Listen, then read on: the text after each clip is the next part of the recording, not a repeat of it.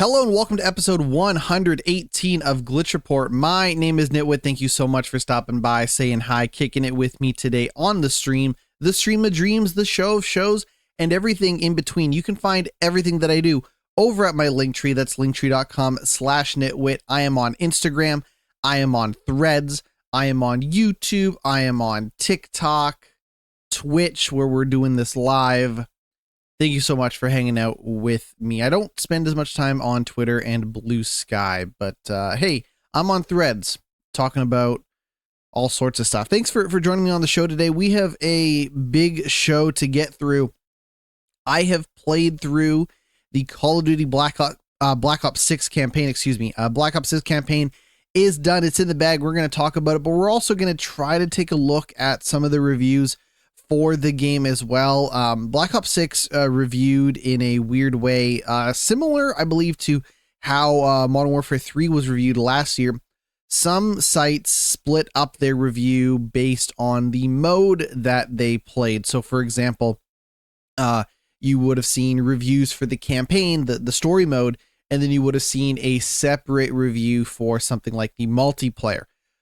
So I haven't taken a close look at what all these reviews exactly are referring to, but we'll kind of get an idea of where Black Ops 6 is landing. I'm also going to share my opinions on the campaign as well as some of the multiplayer. So this is going to be a lot of Call of Duty for this podcast. Telling you now in advance, we do have some news to get through as well. And then also, Dragon Age the Veilguard is going to be out tomorrow. That is Halloween. I'm very, very excited to play it. I'm actually more excited to play it now that I've started to see some of the reviews for it pop up. So we're also going to take a look at the Dragon Age the Veilguard reviews, courtesy of opencritic.com. Might even get a little Diablo 4 talk in there as well, and our news. So let's get into it. What we'll do is we're going to do the reviews for Black Ops 6, the reviews for Veilguard, then we're going to come back after our break, and I'm going to talk about my time with Black Ops 6. But let's get into it right here, right now, with the Black Ops 6 reviews. It is currently sitting at 83, an average of 83, over at OpenCritic, with 92% of critics giving it a recommendation, so a positive review score. So what you're going to see here, like for example, IGN, they have two reviews. Actually, two reviews written by two different people, which must be nice to have such a review staff to have two people write a review. But here we go. So they have a 9 out of 10 for the campaign, and they have an 8 out of 10 for the multiplayer.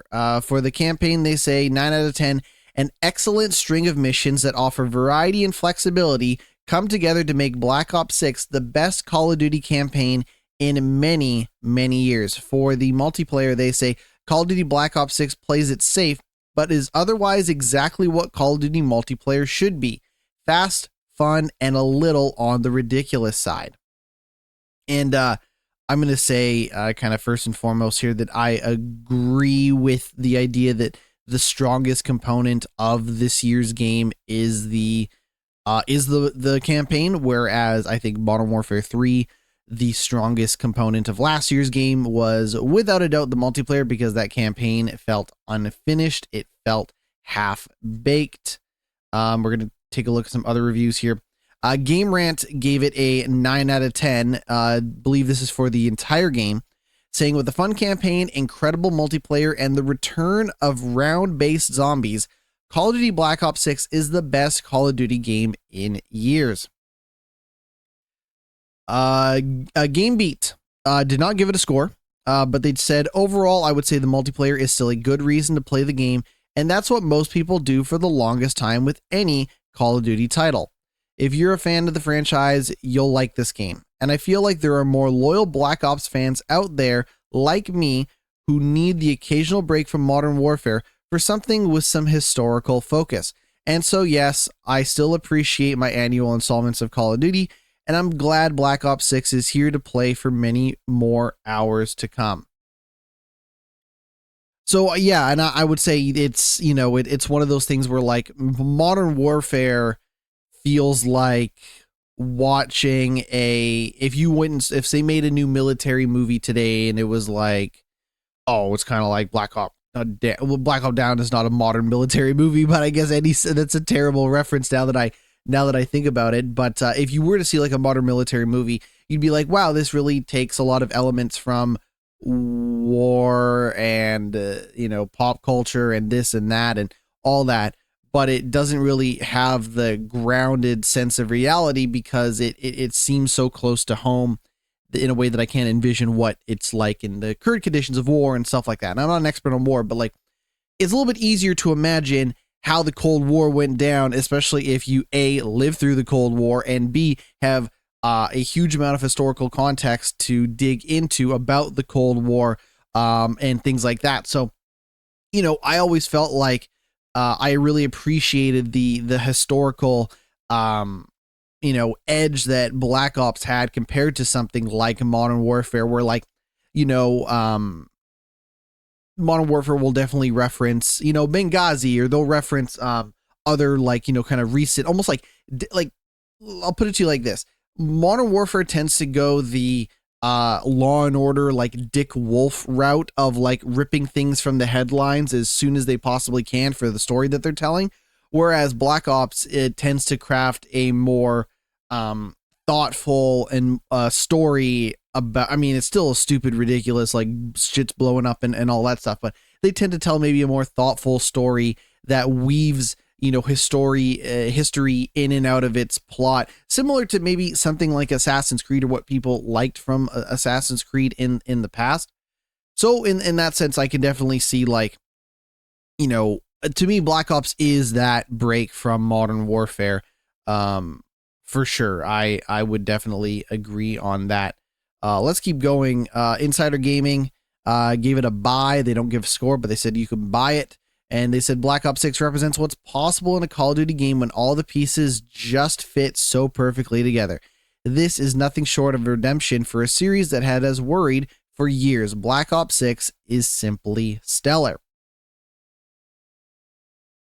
I think that's going to do it for the reviews. I think that more or less kind of covers what people think. You might get disagreements here and there about like, oh, the multiplayer is better, or I like the campaign or whatnot. But for me, I'm pretty happy with the review scores, and I'll share my opinion in just a moment. But let's get to Dragon Age: Veilguard. Dragon Age: Veilguard, a lot more straightforward of a review process for a lot of people, sitting at 82 average on opencritic.com with 77% of critics recommending it. Remember, this is not like split the way that Call of Duty was and all that stuff. So we have a little more straightforward math to get to. And we're going to get to it by kicking things off with a review from IGN, giving it a 9 out of 10, saying that Dragon Age: The Veilguard refreshes and reinvigorates a storied series that stumbled through its middle years and leaves no doubt that it deserves its place in the RPG pantheon. The next Mass Effect is going to have a very tough act to follow, which is not something I ever imagined I'd be saying before I got swept away on this adventure. Eurogamer 5 out of 5, a fantasy role-playing game with astonishing spectacle. This is the best Dragon Age and perhaps the best BioWare has ever been. But PC Gamer giving it a 79 out of 100, saying a genuinely enjoyable, gorgeous action RPG that lacks the storytelling nuance of previous RPG games. Previous Dragon Age games. Excuse me. So, with it sitting at around an 80, we're going to get some 9s, we're going to get some 7s. 7 out of 10 from GameSpot, saying the Veilguard feels like a return to form for BioWare, but issues keep it from being great. GamesRadar Plus, 8.5 out of 5. 8.5 out of 5. That would be beyond a perfect review score. That's like Dave Meltzer giving Kenny Omega and Will Ospreay a 6 out of 5 or whatever he did. Anyways, thank God I'm not running a wrestling podcast. 4.5 out of 5 from GamesRadar Plus, saying Dragon Age: The Veilguard is an approachable, expansive, action-oriented RPG and feels like a true end to whatever the franchise was before. The book's not finished, but a significant chapter has closed. While Dragon Age the Veilguard is undoubtedly different in many ways from its predecessors and takes lessons learned from Mass Effect to heart, there's a lot to love, mechanically and narratively, about the new normal and what is hopefully a foundation for what's to come. Kotaku does not give it a score, but they say the long-awaited fourth entry in BioWare's fantasy series isn't just good, it's some of the studio's best work. And man, that gets me, as someone who really loves Mass Effect, the idea that I could be playing a game that's going to best Mass Effect is incredibly exciting. I don't care what anyone says. I'm looking forward to it. Rock, Paper, Shotgun does not give it a score, but they say, I'm not sure an hour passed in the fourth entry in BioWare's fantasy RPG series where I didn't wish they handled something differently. Then, once the credits rolled, after 50 hours, I started a second playthrough. No one gonna try to say that this game is perfect. At least I don't think anyone's gonna try to say that this game is perfect, but people tend to like it more than not. Video Games Chronicles, as always, shout out to Video Games Chronicles. That's Jordan Midler giving it a 3 out of 5, saying, Dragon Age the Veilguard feels like a BioWare playing it too safe. While it nails what it does best, like the excellent cast and interpersonal relationship, from a gameplay perspective, it feels out of date. I think that's going to do it for the Dragon Age the Veilguard reviews. I'm looking forward to it. Best believe that I believe it's 9 a.m. Pacific Standard Time that game comes out, and I will be playing it. I'm going to get the EA Play Pro, give us $20 something for the monthly thing. That's what I'm going to do. Keeps the cost of playing games low. And hey, if I don't like it for any reason, then great. I will not have spent full price for the game. And even though I don't own it, do we own anything anymore? I'll leave that up to you to decide. But I was going to do a break. Was I going to do a break? I forget what break I was going to do, but we're not going to take a break. We're going to jump right into Call of Duty Black Ops 6, my hot takes on Call of Duty Black Ops 6. So Call of Duty Black Ops 6 is the 6th Black Ops game, hence the name. And it is, when we get into kind of Call of Duty, right, we have the Modern Warfare, franchise or sub-franchise, and we have Black Ops. I would say those are the two main, kind of sub-franchises within Call of Duty.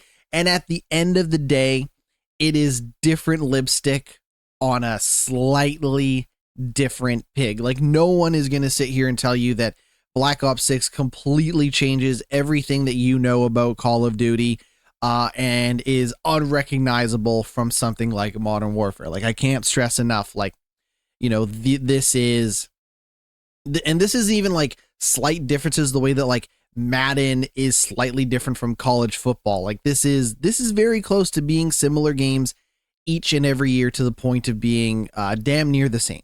With that said, I feel like Black Ops, at least at times, tends to lean to a more, how would I put it, experimental, gameplay modes, mechanics, ideas, than something like Modern Warfare. Modern Warfare almost plays it a little straight for the most part, both narratively and gameplay wise.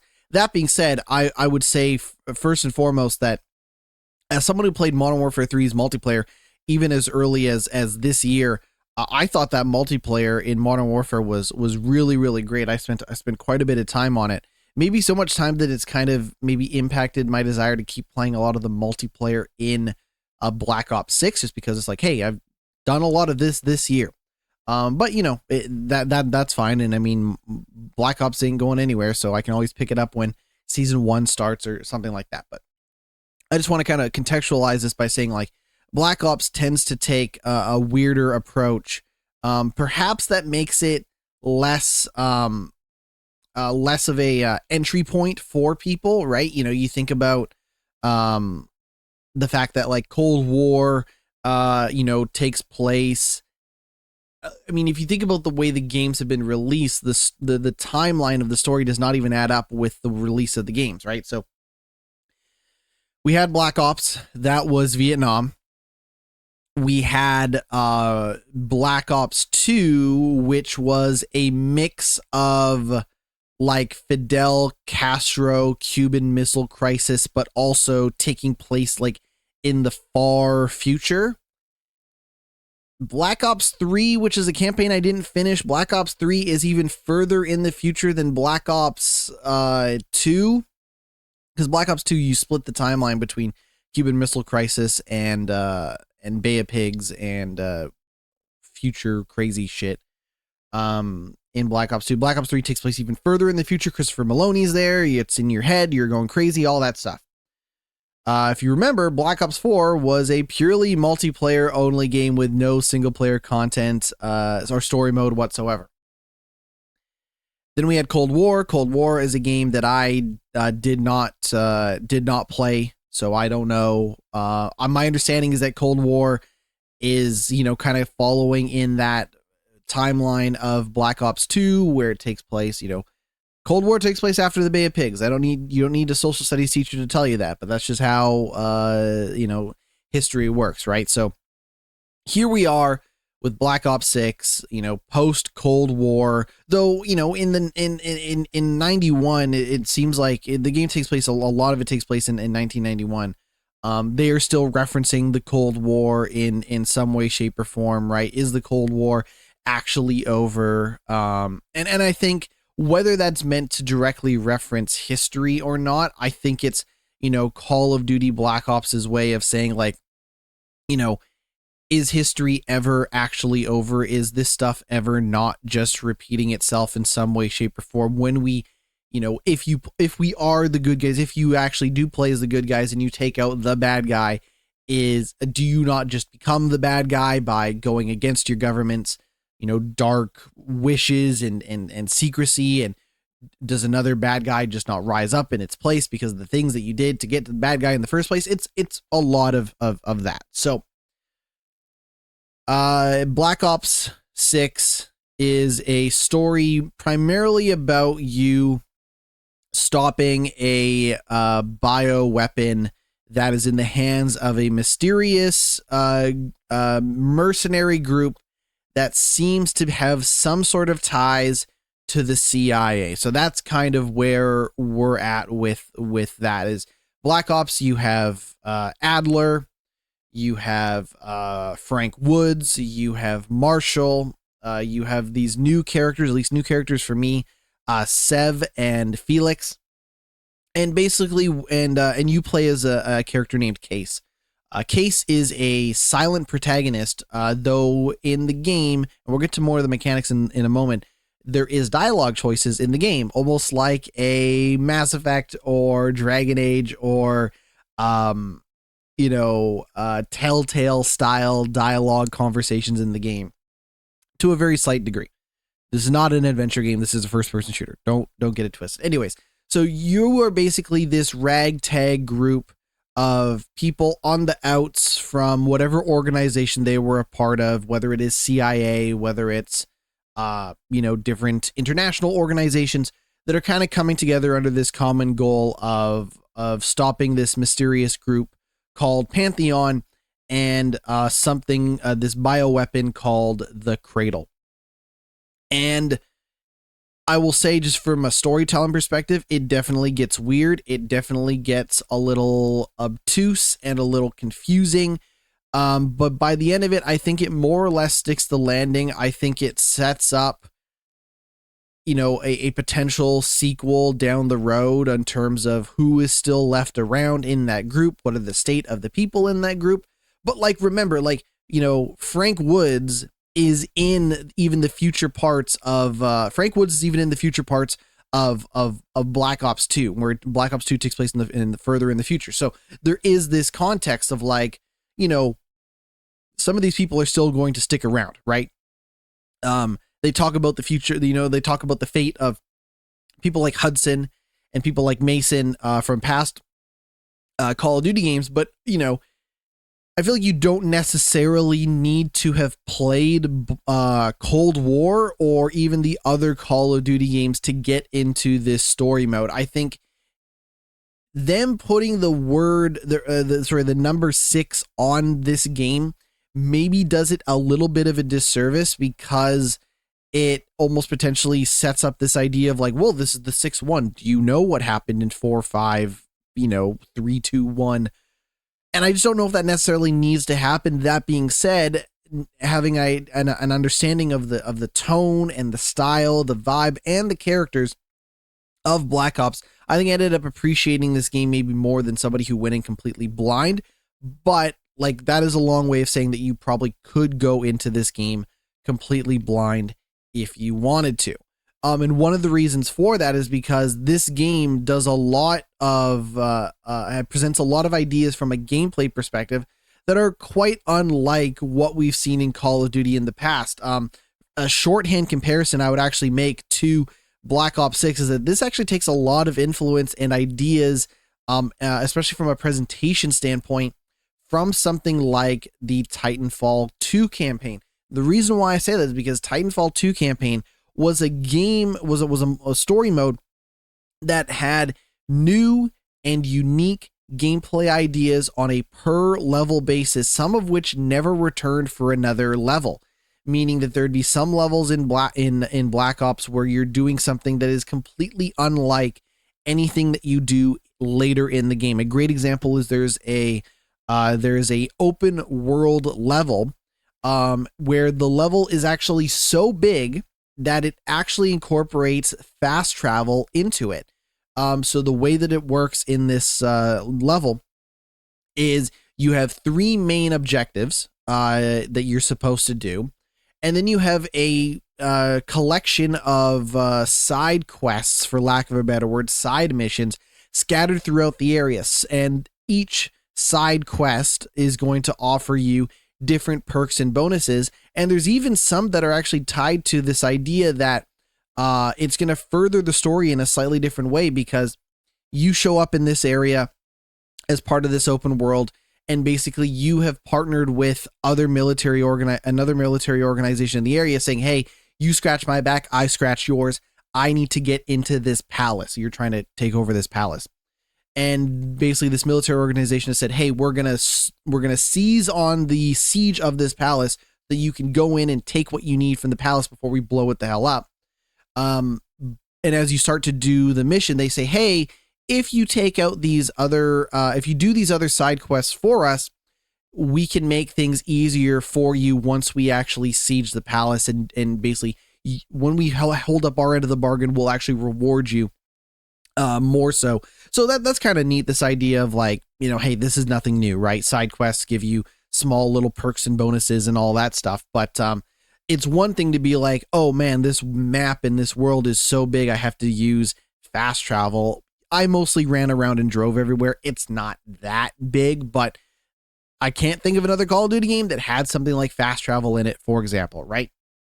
A lot of unique moments around hacking, and lock picking. Like, this is the first time I think Call of Duty's had a lock picking mini game in it. It is a very simple lock picking mini game. In fact, it's even more simple than something like a Skyrim or a Fallout or something like that. But a lot of weird gadgets and tech wizardry that get implemented into one single level that don't often come back, which is really, really neat. Because again, if you played a lot of Call of Duty, then you're probably somebody who's like, wow, this is a nice change of pace. This is refreshing. And if you're someone who hasn't played a lot of Call of Duty, you might look at this stuff and be like, oh, wow, they found ways to break up the action and break up the pace instead of it just being a straightforward shooter all the time. So either way, going into Black Ops 6, a completely new player, or going in as a seasoned veteran, I think ends up being a win-win, especially from a gameplay perspective, if not from a pretty focused and poignant story perspective.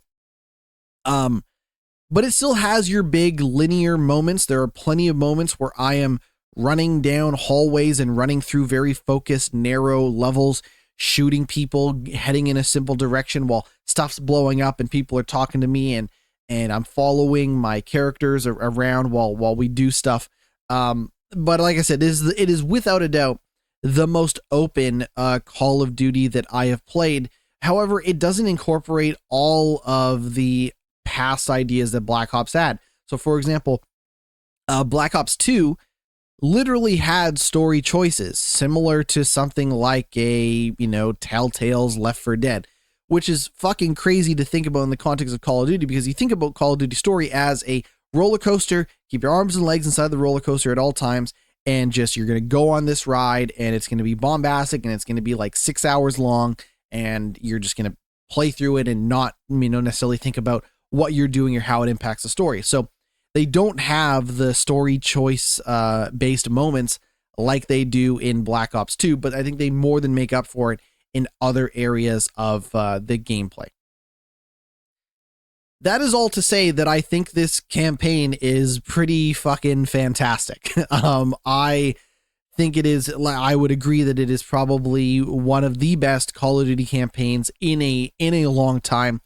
I'm somebody who, if I had to think about the last Call of Duty campaign I really liked, I was a big fan of, I liked Modern Warfare. The reboot of Modern Warfare was a fun campaign, but I actually really liked the Infinite Warfare campaign. I know that's perhaps blasphemous to say because people don't like Infinite Warfare, but this idea of, being in outer space, having your own spaceship, Infinite Warfare, you're in fucking outer space. It's wild. You're going to different planets. It's fucking crazy. But this idea of a little more focus on spaceship and air combat. It has a lot more air combat. It has a lot more of a direct, like picking side quests off a map and side missions and stuff like that, and 0G gravity stuff, and just kind of the typical space tropes that you would do. I thought that was a lot of fun. The story is okay, but I just thought, like, man, they really were going for it in terms of putting a bunch of weird shit into that campaign, similar to something like Black Ops. And I think Infinite Warfare stick that landing more or less okay. I just don't think the story may be quite connected as well, but it has the guy from Game of Thrones in it, the one.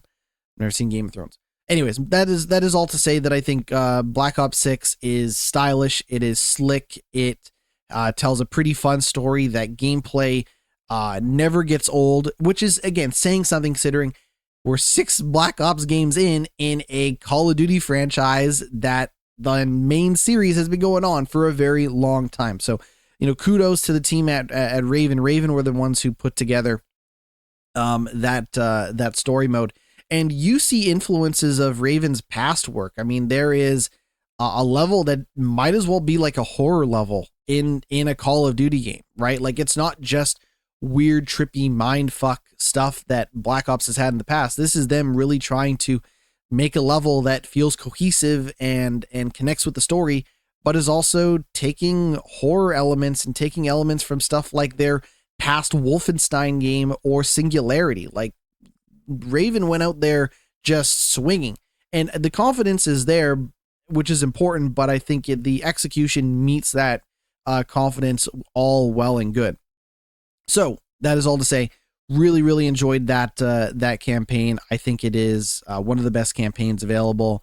Makes me wish that I could play, Cold War, just so I could get some context of maybe how we got here, but I don't think how we got here matters that much in the grand scheme of things, especially considering Black Ops is a game that is a series that has told its story throughout weird split timelines and all this other stuff. I should also mention up at the top that I will be writing a review for Call of Duty Black Ops 6. What I'm going to be doing is I'm going to be doing a review of the campaign separately, and I'll be writing a review for the multiplayer and zombies mode separately, primarily because I am not the biggest Call of Duty zombies mode guy, and I feel like the campaign is so unique compared to what the other modes offer that it'd be better to just separate that stuff. So you're going to see two separate review scores from me. Once those reviews are written, you will read 2 separate reviews, again, one for the campaign and one for multiplayer and zombies mode. We'll just quickly cover zombies mode. This zombies mode is, so Call of Duty in the past has typically been a 3 mode minimum game, not counting the free-to-play version of Warzone. So in the past, Call of Duty has been like, okay, you have your single-player story mode, you have your traditional multiplayer, and then you have some sort of co-op based, cooperative, survival sort of mode. And this time around, it is zombies and it is zombies the way they've kind of done zombies in the past, from my understanding. Again, not a zombies expert, so don't 100% take my word for it, but they call it it is a round based mode. So there are two levels to this zombies mode, and it is round based. So you enter the level, and you are, shooting zombies as they come out from different areas of the environment. And you're earning points and currency and stuff like that. And then once that round is over, there's a little bit of time goes down, it's a little bit of a breather, and then the next round starts. As you shoot the zombies, you are earning money. Money is used in it. You cannot take the money out of the mission, so when you die, you lose all that money. But the money is used for a couple of different things. The money is used to open more parts of the environment. So you start out in like a gas station next to a motel. There's one level where you start out and basically you're in between a gas station and a motel parking lot, and that's it. But as you shoot the zombies and earn money, you can unlock the ability to go further down the street or enter a back alley, or or go into a bowling alley that's next to the motel and stuff like that. But you're not just using the money for that. You're also using the money to buy perks and bonuses to make you stronger, to make surviving the zombies easier, because the levels do get harder as you progress, which only makes sense, right? Bigger, faster, stronger zombies, different types of zombies with armor, zombies that can shoot weapons at you, all of this crazy stuff. And I should mention, you can play this game this mode solo or with I think up to 4 people. I have only played it by myself because I just really didn't want to play it with other people, but you can play this mode by yourself. So if you're thinking, man, the idea of like overwhelming odds against zombies, like, yeah, they want you to play it with other people if you want to. While shooting zombies, you're also getting something called scrap. Scrap is basically there's 2 resources, the money and the scrap. The scrap is used to upgrade the stuff you already have. So you can basically take one weapon from your multiplayer loadout of the stuff that you've unlocked into the zombies mode, and then you can upgrade that gun. You can find better guns. The way they kind of classify better guns is rarity. So like green, blue, purple, gold, and then also the attachment. So for example, you might have a pistol or a submachine gun, and then all of a sudden you come across a assault rifle that has a scope on it. It has an extended magazine for more bullets. It's got a silencer on it. Or it's got all this stuff on it to make it not just a better gun, but also a more versatile gun as well. They do offer the ability for you to save your game and quit. And you can also exfil out of the area if you guys have, you guys, your team, yourself, have had enough of the zombies mode, but want to return to the state of the world that it's in when you come back. That's all to say that I think zombies mode is decent, dumb fun. I just ran around shooting a bunch of zombies, and I'd get a better gun, or I'd get faster reload or more health or more armor. And I kind of just kept doing that. I should mention that the multiplayer and unlocks and the zombie unlocks carry over. So if you spend a bunch of time playing the zombies mode, whether it's by yourself or with friends and random people, if you level up your multiplayer, ranking, the perks and bonuses that you get for leveling that up does carry over to multiplayer. So it does give you a decent incentive of like, hey, you were playing a lot of the competitive multiplayer, and now your assault rifle that you've been using can equip different scopes and different sights on it. Do you want to take that gun that you now have into zombies and vice versa? So there is, a good progression system, and my understanding is that this is similar to how Call of Duty's done it in the past, but I just haven't engaged with the other modes besides multiplayer and campaign, which campaign gives you some unlocks. Like I was able to get a couple different guns that I could take into multiplayer, but I don't like the way you upgrade your character and stuff in the campaign does not apply to the multiplayer or the zombies. Anyways, that is all to say that I think zombies is okay, but I really don't have a lot of frame of reference for how things are done differently than this year, but they tell me it's a return to form. So, hey, it's a return to form. And then finally, the multiplayer. The multiplayer did get a chance to play a fair bit of during the open and closed early access betas that they were running. They have added more maps. They have added more weapons. They have added more unlocks. They have just fleshed out what was previously available in that multiplayer. And I got to be honest, I don't find myself doing as well in the multiplayer as I was doing in the Modern Warfare 3 multiplayer. Maybe it's because I'm not familiar enough with the maps. Maybe I just haven't found the right gun and attachments and loadout that I was looking for. But it really does feel like a back to basic style approach for Call of Duty multiplayer. I'm just wondering if that back to basic style approach removes some of the guardrails and hand holding aspects that allowed me to be a better player when I was playing in Modern Warfare 3. I will say that some of the maps have had some pretty bad elements to them. Specifically, some of the smaller maps have had really bad spawns. So the idea is you're playing multiplayer, you get shot, a couple seconds later, you come back to life in a different area of the map, right? Unfortunately, I found that every time, or in a lot of cases when I've died, I have respawned and come back to life very, very close to where the enemy is. And in fact, sometimes I've reappeared right in front of the enemy site. So it's just, I died, spawned, died again because I'm right in front of somebody who's immediately shooting me. And that's been a bit annoying. I feel like I didn't quite notice that as much in the Modern Warfare 3 multiplayer. That being said, when I played the Modern Warfare 3 multiplayer, it had also seen significant updates and improvements since release. It's not like I played the Modern Warfare 3 multiplayer on day one. I also find that maybe the Omni movement direction system isn't quite as effective in the multiplayer because you are trying to take cover. You are trying to hide behind stuff. You are trying to not stick your head out and run around like a lunatic when appropriate in order to save your ass in multiplayer, but also to, play objectively, right? There are modes like Team Deathmatch where it's like 6 versus 6. Just shoot the other team until you get to, 75 kills or whatever the metric is, right? What first team to get to 75 kills wins. But there are other modes like Domination where you are fighting over control points in a certain area of the map, A, B, and C. So you're, I'm going to run to the cafeteria in this, airport level, and I'm going to try to hold down C. I'm going to just hang out in C and save the day. Oh, they're coming after B, or, oh, we're going to try to take over A. And, it's kind of that tug of war style gameplay.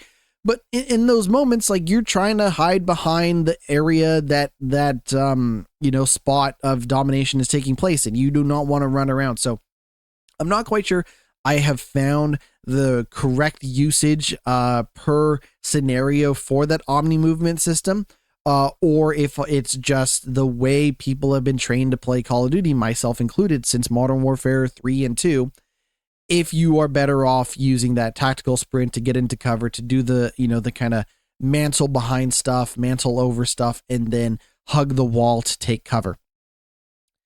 Which is why maybe I don't love the multiplayer as much as I love the campaign, but also I am someone who really does come to Call of Duty for the story mode. So for me to get that story mode, I don't know how much more of Call of Duty I will continue to play in general. There are plenty of other games that I could be spending my time with, even just for the simple fact of grinding stuff out, leveling stuff up, unlocking new stuff. Is that going to be where I spend a lot of my time going forward, is in the Call of Duty multiplayer? It remains to be seen, but I guess that stuff would carry over into zombies if I was a zombies guy. So we shall see. That is all to say that the multiplayer is good. It is functional. It just feels maybe a little basic. It feels maybe a tad classic throwback with not a lot of new ideas to show for it, which I think is a little disappointing considering just how out of this world fantastic that campaign really, really is. This is the final thing I'll say, is this is the first Call of Duty game that is releasing day one on Game Pass. So unless you're someone who just wants to play, Warzone, great, keep playing Warzone. It's free to play, whatever.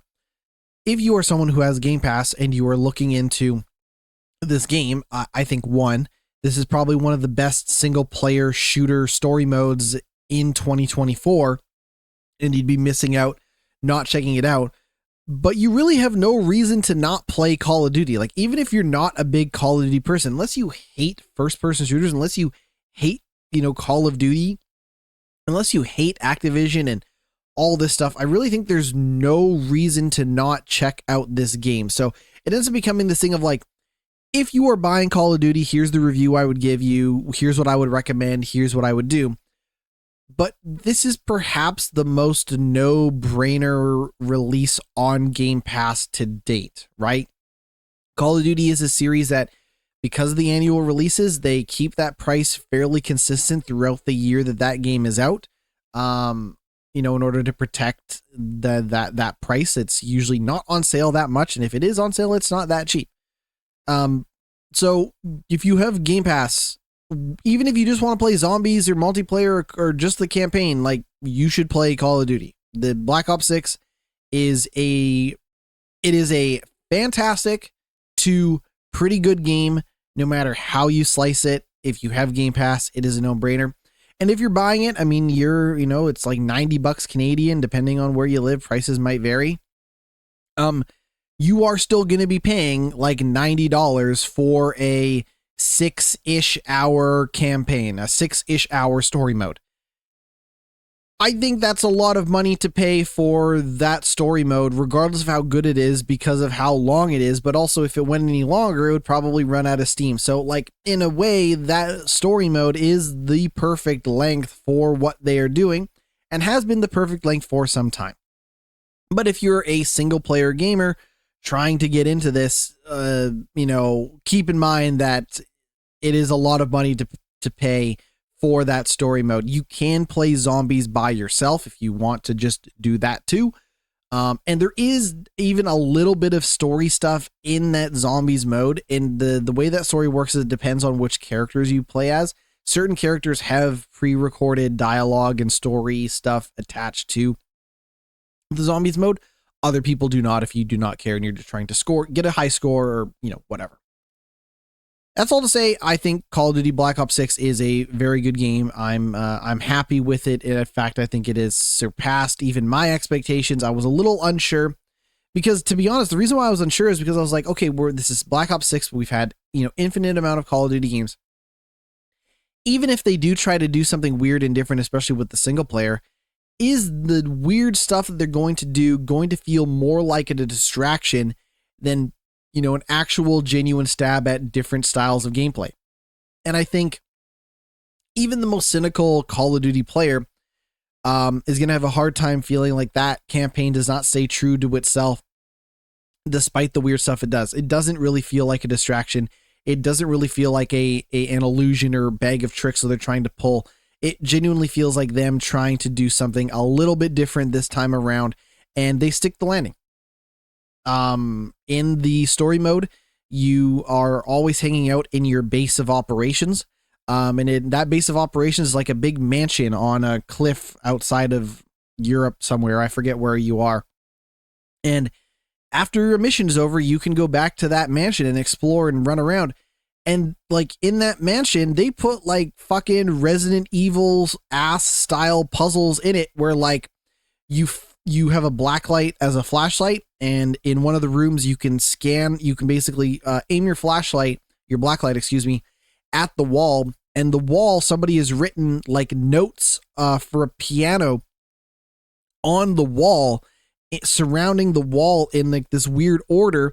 And then you go and you stare at this piano and it says play, and you can play the keys on the piano, but you have to play the keys in a certain way to unlock a door that opens to a basement that has this other weird set of puzzles to it. One of them is like an audio puzzle where you're listening to somebody give you clues, and then you listen to the clues, and then you look in the environment where the audio is being played from for these numbers that are attached to the clues. And then you go up to another area of the mansion, and there's a safe, and you put the numbers from that that you got from the clues from that audio in the safe, and then you get money, and then that money can be used to upgrade your character for the campaign. Like, it's some real wild and weird shit.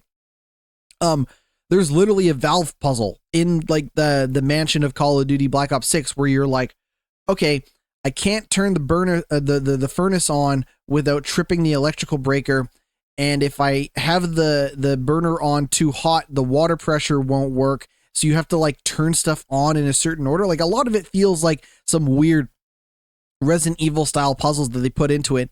And you know, you don't have to do any of that stuff, right? This is all attached to various bonuses and Easter eggs and perks and stuff like that you'll just get if you choose to do it or not. But I was like, they like not only came up with a bunch of weird puzzles for this environment that you come back to and spend a lot of time in outside of missions, but they're pretty fun to do. They're genuine head scratchers and you get a decent reward for doing so. So this is Black Ops at its most Black Ops for better and not for worse. So I give Black Ops a big old thumbs up.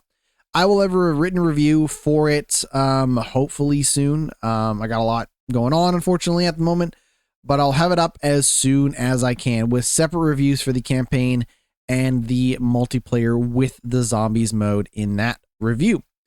We're going to take a break. When we come back, we're going to talk news. Stick around. We'll be right back. Welcome back to the podcast. I continue to be GnittWitt, and we're going to talk about the news. We're going to kick things off with some bad news for the folks over at Firewalk Studio and Neon Koi, two developers over at Sony. It has been confirmed that PlayStation has closed the Concord developer Firewalk Studios, as well as the mobile team over at Neon Koi. Not maybe a huge surprise considering what happened with Concord, but if you were wondering if that shooter was ever going to see the light of day after being removed from services, I think the answer is no, considering no one will be around from that team to work on that game. This is effectively done, dead, it's over. Sony announced plans, Firewalk Studios will be permanently closed, Sony Interactive said in a statement on Tuesday, as well as mobile game developer Neon Koi. Sony had announced plans to take Concord offline, pull the game from sale, and offer refunds to all players who bought it just 2 weeks after it launched in August, citing a poor reception from players. At the time, Sony had said it would explore the possibility of bringing the game back in a revised form. However, in Tuesday's statement, PlayStation co-CEO Herman Hulst confirmed the company had decided not to move forward with the title. Quote, regarding Firewalk, as announced in early September, certain aspects of Concord were exceptional, but others did not land with enough players, and as a result, we took the game offline. We have spent considerable time these past few months exploring all our options.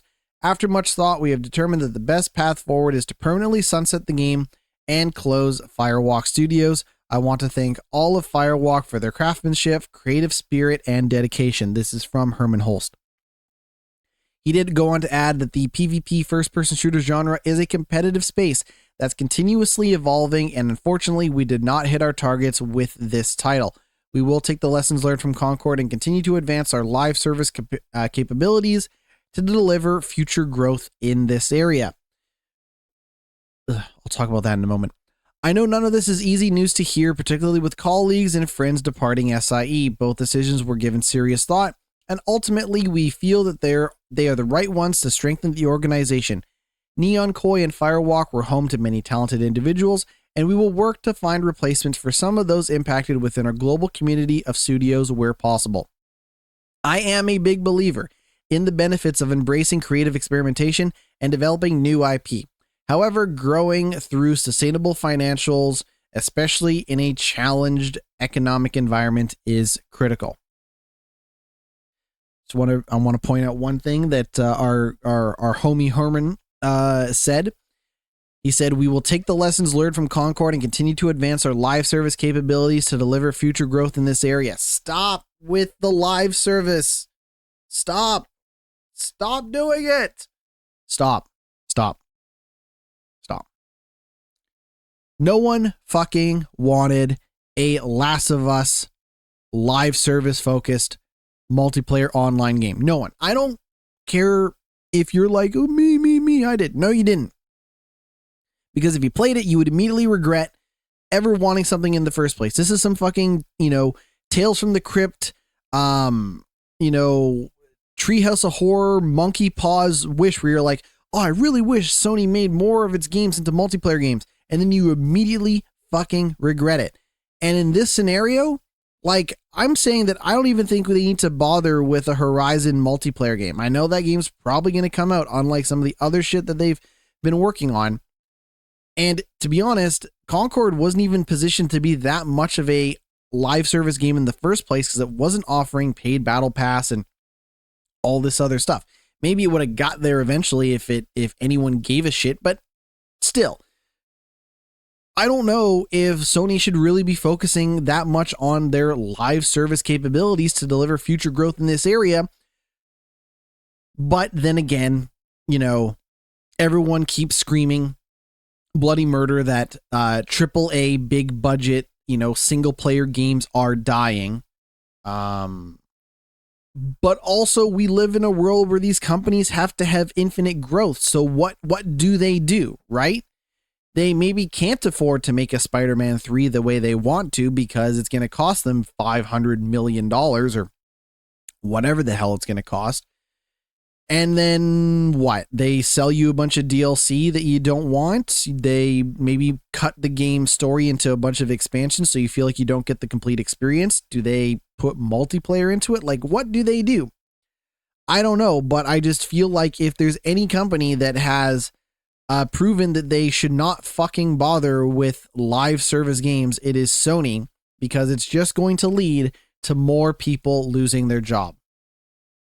I want to wish everyone at Firewalk Studio and Neon Koi the best of luck. I hope everybody lands on their feet and that this madness in the game industry stops. Something has got to give.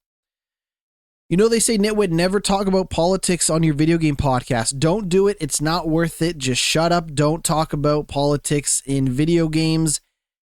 Just don't do it. Well, unfortunately, someone else has done it for me. Because the Indiana Jones and the Great Circle, that game that's coming out later this year, will include a warning in the game denouncing Nazis. The game also will include large amounts of Nazi imagery, which is, faithful to Indiana Jones. But you can imagine a scenario, especially in our current political climate, where some people might think the idea of Nazis being the bad guys is upsetting. Oh, but my heritage, my whatever. Anyways, I'm going to try not to step into this flaming pile of dog shit, but I will just say that Indiana Jones the Great Circle will include Nazi imagery. It will include violence towards Nazis. It will include violence being, acted from Nazis themselves. But at the end of the day, the Nazis have always been and will always be the bad guys. And Indiana Jones and the Great Circle, much like something like Wolfenstein, is going to stick to its guns and be like, no, fuck Nazis. And I say more power to them. Let's keep reading on from this news story, though. Indiana Jones the Great Circle will include Nazi imagery accompanied by a statement that the appearance is not, quote, intended to and should not be construed in any way to condone, glorify, or endorse the beliefs, ideologies, events, actions, persons, or behavior of the Nazi and fascist regimes. I don't know if this warning had appeared in I don't know if this had appeared in if this warning had appeared in Wolfenstein. I mean, you do shoot a lot of Nazis in Wolfenstein, but I would have to take a look. I would have to take a look. So basically, they're going to put a message at the front of the game. It's also going to read, please note that Indiana Jones and the Great Circle is a fictional story inspired by the historical events and characters. Names, characters, and organizations, locations, and events are either imaginary or depicted in a fictionalized manner not intended to disrespect any historical or cultural beliefs. I wish they would disrespect Nazis a little bit more, but that's just me. I guess killing them is bad enough. Now, this is interesting. I didn't know about this. While Nazi imagery was removed from German editions of games by law, as of 2019, restrictions on Nazi imagery in media has been relaxed. It's currently unknown if the German release of the game will feature the imagery. I am not saying that they should or they shouldn't, but Germany did start not just one, but 2 world wars. So maybe they should get over it one way or another. I hate to just alienate all of Germany by saying that, but hey, what are you going to do? Anyways, hey, Nazis are bad, and Indiana Jones and the Great Circle wants to remind you of that. And I say more power to him. Okay. Dragon Age, the Veilguard, is coming out very, very soon. And as a result, BioWare's kind of out there talking about what's next. And what's next is the new Mass Effect game. Whether it ends up being a follow-up to Mass Effect 3 or a follow-up to Mass Effect Andromeda or a new thing, a new spin-off, a new whatever, a new, you name it, they are starting to talk about it. One of the things that they're talking about is the graphics and kind of the visuals of Mass Effect in comparison with something like Dragon Age. So let's read on. Ahead of Dragon Age: The Veilguard's release on Friday, Mass Effect franchise director and executive producer Mike Gamble said he's been contacted by lots of players asking about BioWare's next game. Let's see here. Both are from the studio, but Mass Effect is Mass Effect. How you bring a sci-fi RPG to life is different from other genres and has to have a different kind of love. So they're kind of talking about, energy and tone that they put into a fantasy game compared to something like a sci-fi game. So in the Veilguard, it kind of features a more stylized character and art style inspired by Northern Renaissance paintings and Akira Kurosawa films, which is what Dragon Age art director Matt Rhodes had recently told the Electric Playground Network. They kind of talk about how, quote, "I'm not sure I agree with the Pixar thing, but Mass Effect is photorealistic and will be as long as I'm running it." So they're going to go for a more realistic, photorealistic look, and will contain the mature tone of the original trilogy. If you have never played Mass Effect Andromeda is like this fucking weird, like, stoner comedy. Like, Ryder, the main character, really comes across as like Otto from The Simpsons. Like, you're driving the bus, but I don't know if you're in much control through a majority of that game. Like, and I'm not like trying to be hyperbolic.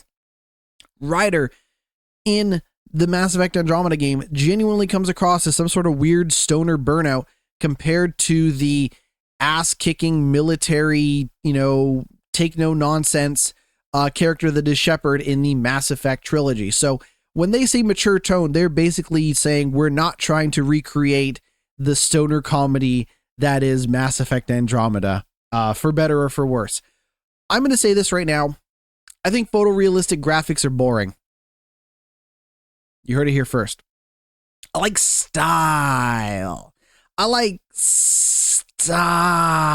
know what I'm talking about? Like, I just don't need, to be able to see every fucking pore on my character, to the point where, it feels like a fucking proactive ad. Like, I just don't need that level of photorealism. I want style. I want flair. I want, stuff that, like, you kind of have never seen before, or use the tech you have to take something stylish and take it to another level. A great example, and I'll always come back to this game probably for a very long time, is Ghost of Tsushima. Is the texture and the resolution as high as it could possibly be compared to something like Uncharted or God of War or whatever? No, but it's got style, and I think as a result is one of the best looking PlayStation games out there. Don't get me wrong. Horizon Forbidden West is a gorgeous looking game. It is very bright, it's very colorful, but it also has very realistic, looking characters, which for some people is going to be cool, for others is not going to be so cool. I'm okay with it, but at least it has weird, crazy robot designs and lush jungles and stuff to go off of. Like, there are some games where it's just like, I don't know, this is just what things look like now, for better or for worse. So I hope that they can do something with, maybe from a character design perspective, from a tech design perspective. Like if it just looks like Mass Effect 3, but in higher graphics, higher resolution graphics, I don't think that's quite as interesting as saying, okay, we've now reimagined what the spaceships look like in this new game. We've reimagined what the guns look like, because at the end of the day, like, environment design and, character design and item design and weapon design, like, that stuff also goes a long way too. It's not just that they made it look cartoony or they made it look realistic. It's also the way stuff fits into the world in terms of, oh, this realistically looks like a gun that would exist in this universe, so on and so forth. And that's something that actually Andromeda did really, really well. Really good looking design on a lot of the items and weapons and, stuff like that. But hey, remains to be seen. Path of Exile was working on an early access release date, and then it got delayed until December. It was originally supposed to come out November 15th, is now going to be coming out December 6th. That's going to be coming out on PS5, Xbox Series X and S, PC via Steam and the Epic Store. Now, I'm going to go take a look because I don't remember the original Path of Exile. If you've never played Path of Exile, it is a free-to-play dungeon crawling, action RPGs, very similar to something like Diablo, but it is free to play. My understanding is that Path of Exile 2 is going to exist alongside Path of Exile 1. Both will be free to play, but I don't know if they're going to charge for an early access version of the game or not. Graphically, I think Path of Exile 2 looks really gorgeous. I'm actually really looking forward to checking this out as someone who was not a big fan of Path of Exile 1, but they say it's going to be free to play. You will never pay for any sort of advantage, and that purchases are actually shared between the two games. So the idea is that, like, Path of Exile 2 is supposed to exist concurrently with Path of Exile 1. Again, I don't know, but we're going to have to wait a little bit longer to find out, because that early access is now coming out on December 6th. We talked about this last week. Surgeon Studios, the people that made Tales of Kenzaria Zao, have begun pitching their new game, hoping to seek funding. And we now know a little bit more about the game. It is going to be an Afro-Gothic RPG inspired by Planescape Torment. Planescape Torment, a classic computer role-playing game, similar to something like original Baldur's Gate and Icewind Dale and stuff like that. So they've started to show off more details around it in the hopes that it will get some funding and keep the studio alive. I'm guessing the EA is not going to swoop in and publish this game the way they did Tales of Kenzaria Zao. Got a couple more news stories. This is kind of the last real news story, and it's a quick one. Nintendo has announced that Xenoblade Chronicles X will be remastered for the Nintendo Switch. This is a remaster of the Wii U game and will also feature additional content. That's coming out March 20th, 2025, which makes you wonder, March 20th, 2025, that's got to be damn close to when the next Nintendo console is coming out. So I am seriously thinking that the next console will support some sort of backwards compatibility. Otherwise, what are we doing putting out Switch games that late? This game was originally released in 2015, so like 10 years later, getting remastered for the Nintendo Switch. All right. I thought this was an interesting little news story, so we're gonna take a look. We're not gonna dive into everything, but I think it's interesting nonetheless. So Circana, formerly known as NPD, have put out their top 20 games sold from 2000 to 2023. So I thought we would maybe go down the list of the top game and the runner-up from 2000 to 2023. What do you say?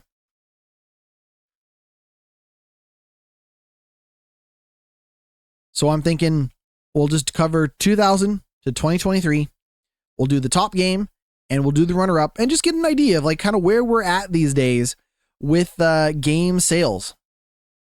So let's do it. In 2000, the top selling game was Pokemon Gold and Silver. That was on the Game Boy Color. I believe that was Game Boy Color. Pokemon Gold. I'm not going to look this up for every game, but I just want to remember. Pokemon Gold. Yes, Game Boy Color. The second best selling game of 2000 was Pokemon Stadium for the Nintendo 64.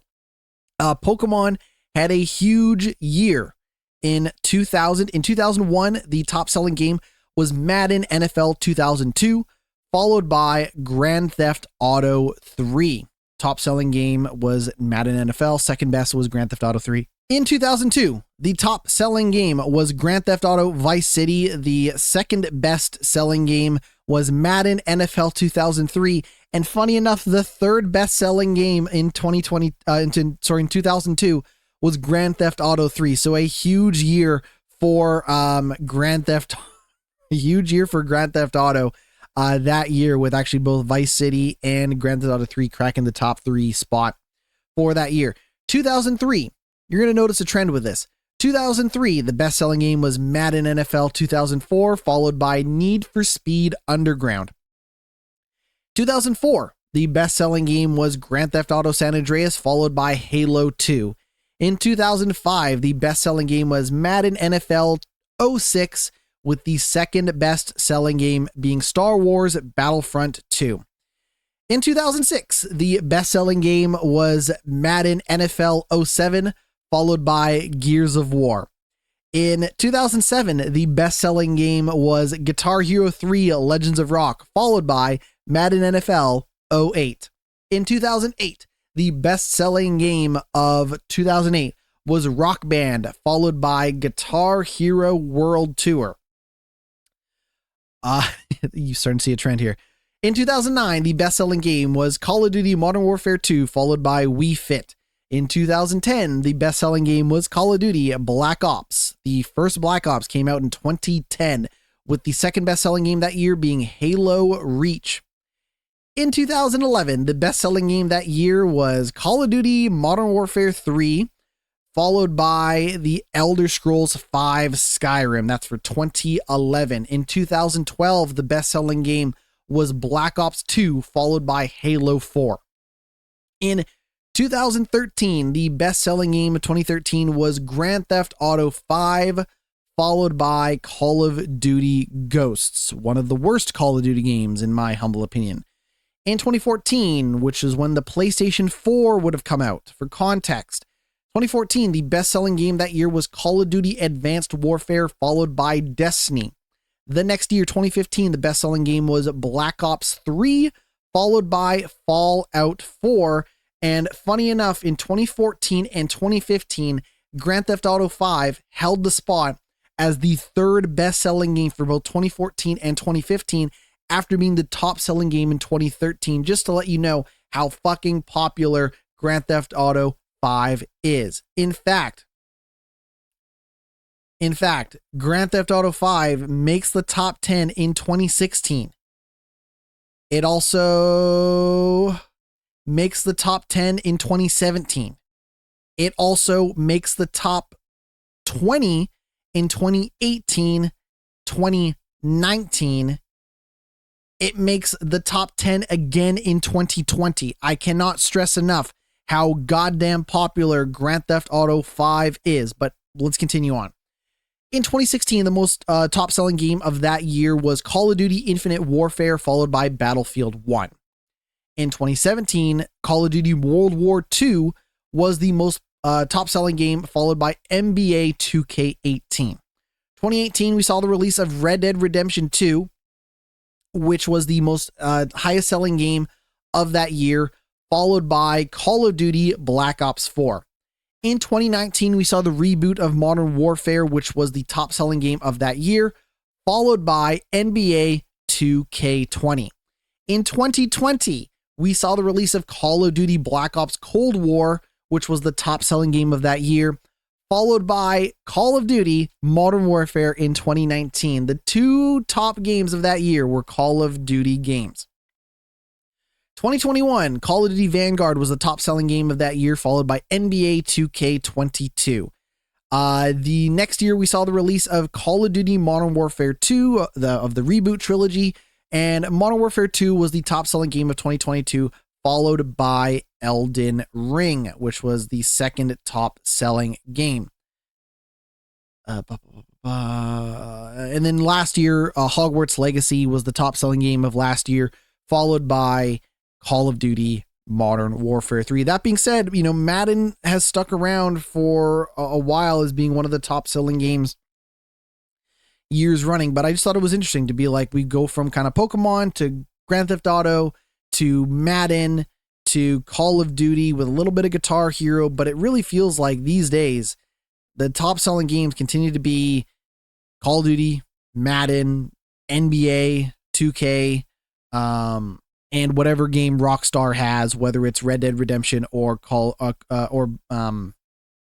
Redemption, or Grand Theft Auto. That being said, Red Dead Redemption has sold significantly less copies than Grand Theft Auto. All right. Well then, what else is there to talk about? Since wrapping up Call of Duty, I've put a little bit more time into Diablo 4. I'm still having a lot of fun with Diablo 4. That seasonal content, I'm almost done grinding through a lot of the seasonal content in Diablo 4. I guess the question is, will I do this the next time there is a seasonal content in Battle Pass? I don't know. Because to be honest, I've had a lot of fun playing as the rogue character class. More fun than I ever had playing as the sorcerer, which is saying something because I really enjoyed playing as my sorcerer. I've put about 24 hours into this character, so I've probably put like 120 something hours into Diablo 4 at this point, which I think is more than fair considering I paid like $90, $100 for it full price at launch. So good value in that sense, but it's not just about the time you get into a game. It's also how much you've enjoyed it. And I've genuinely enjoyed my time with Diablo 4. In fact, I would say I think I've enjoyed playing Diablo 4 more this year than I did last year when it came out. So it remains to be seen how much more time I put into it and if I end up buying that expansion. But when we see each other next, when we talk next time, I will have played as much of Dragon Age the Veilguard as possible, and maybe I'll have had some time to play a little bit of that Alan Wake 2 DLC, both the Lake House and that other DLC that I bought last week during the podcast when they had that sale going on. It is Halloween. I've been catching up on a lot of movies. Go see The Substance starring Demi Moore if you haven't. My God, what a movie. And that's if you like body horror, if you like gross, gory, horrible body horror, go see The Substance, and don't look up anything else. You don't need to. I probably said too much as it is. Anyways, I think that's going to do for the podcast. I have been GnittWitt. You can find everything that I do over at my Linktree. That's linktree.com/GnittWitt, GnittWitt, Twitch, Twitter, YouTube, Instagram, TikTok, Blue Sky, all of that stuff in one convenient location. We are going to head out and get ready for Dragon Age the Veilguard, and we'll see you all next week. Take it easy.